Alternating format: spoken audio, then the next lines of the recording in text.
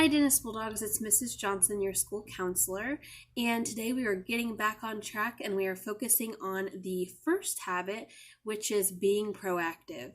So I just want to make a disclaimer that if you read the book, there would probably be a lot more information than what I'm sharing, and I'm hoping that we can get some copies in our library for when we return. I know that the public library has some copies, and you can listen to it for free on Audible, but you would need to talk to your parent and guardian in setting up an account. So just to let you know, if you ever do get your hands on the book, or when we return, I could also let you borrow it. I have probably 8 copies, but there's just a lot more information that you would learn if you actually read the book. But because I'm doing these short videos, we're going to focus on what I think is the most important and look at some of the exercises that are provided in the workbook. So, like I mentioned, today we are talking about being proactive. And I'm actually going to read out of the actual book because I think that the beginning paragraphs really explains well what the author's trying to get across, and I think he does a little bit better than I could. So bear with me as I read just a few paragraphs so we can get started in talking about what it means to be proactive. So he says, growing up in my home was at times a big pain. Why? Because my dad always tried to make me take responsibility for everything in my life. Whenever I said something like, "Dad, my girlfriend makes me so mad," without fail, Dad would come back with, "Now come on, Sean. No one can make you mad unless you let them. It's your choice. You choose to be mad." Or if I said, "My new biology teacher stinks. I'm never going to learn anything," Dad would say, "Why don't you go to your teacher and give him some suggestions? Change teachers, get a tutor if you have to. If you don't learn biology, Sean, it's your own fault, not your teacher's." He never let me off the hook. He was always challenging me, making sure that I never blamed someone else for the way I acted. Luckily, my mom let me blame other people and things for my problems, or I might have turned out differently. I often screamed back, "You're wrong, Dad. I didn't choose to be mad. She made me mad. Just get off my back and leave me alone." You see, Dad's idea that you are responsible for your life was a hard medicine for me to swallow as a teenager. But with hindsight, I see the wisdom in what he was doing.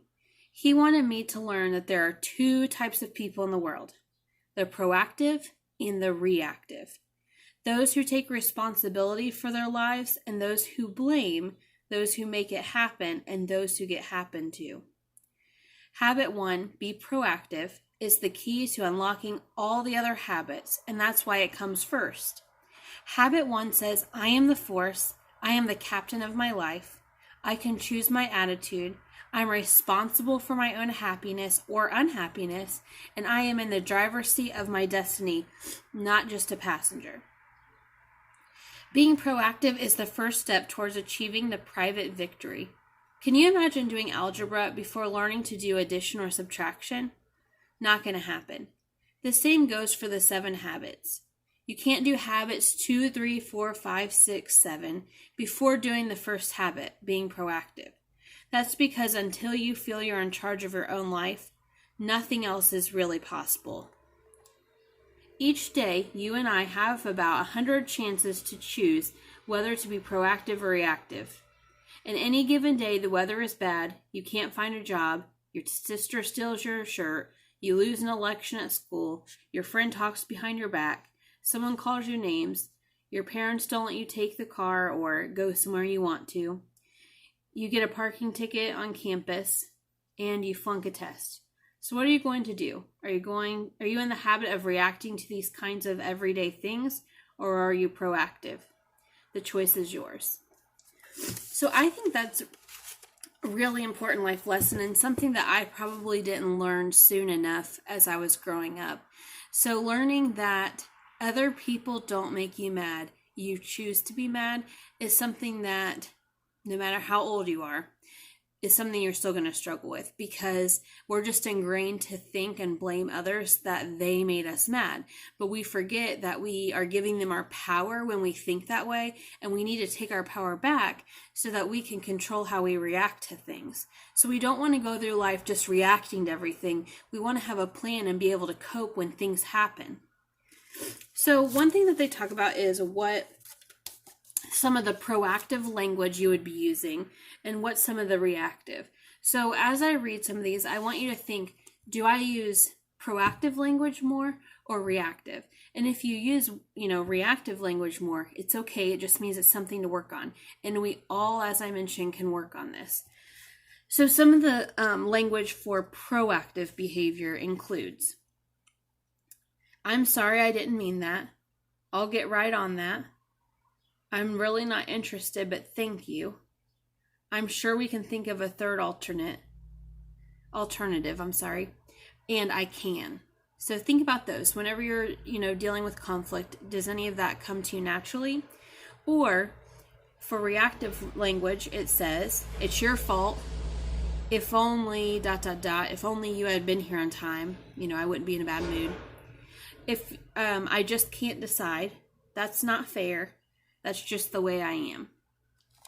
And I just want to read this little story here. It says, are you a can of soda or a bottle of water? Reactive people make choices based on impulse. They are like a can of soda pop. If life shakes them up, things happen to them, the pressure builds, and then they explode. Proactive people make choices based on values. They think before they act. They know that they can't control what happens to them in life, but they can control their response to what happens to them. Proactive people are like water. Shake them up all you want. Take the lid off and nothing. No explosion. They are cool, calm, and collected. You may be a cross between soda pop and bottled water.